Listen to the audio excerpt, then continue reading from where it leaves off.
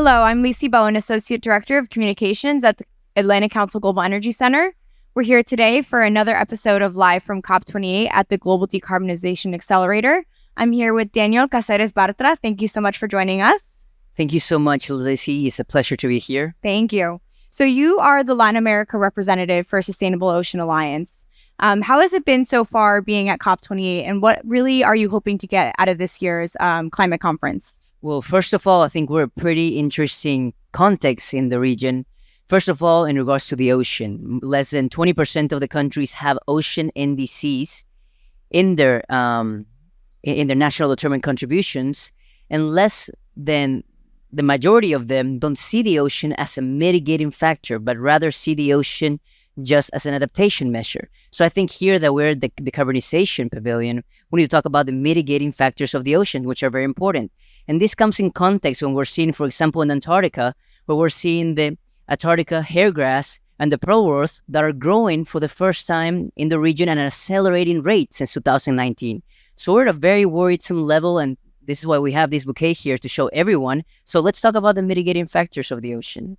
Yeah, absolutely. And that's really interesting. Thank you for bringing that. I know that you work very closely with youth to kind of reach your goals at the Ocean Sustainability Alliance. What does that collaboration look like, and how do we get, youth more excited about these conversations? Okay, one of the great things youth have is that we can see the forms as a different way. When we've been born into a world that tells us that we have to continue doing the forms that they have taught us to do in the past. And the way that things have been done in the past have been completely ignoring the ocean for every type of way, have been completely ignoring the ocean as an energy provider, has been completely ignoring the oceans as a service provider for the majority of humans. So today, we as youth, we know the importance of the oceans, not only as a food provider, not only as a tourist provider, but also as a service provider in the majority of ways, an oxygen provider, as a carbon sequestration provider, and also as an energy provider.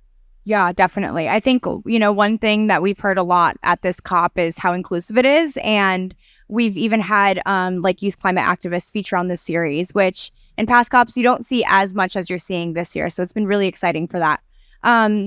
Here at the Global Decarbonization Accelerator, we've been focusing on partnerships from around the world on how to decarbonize more quickly. And I think with the ocean, there's a lot of ways to use ocean-based renewable energy sources, such as, offshore wind, tidal power, wave power, things like that.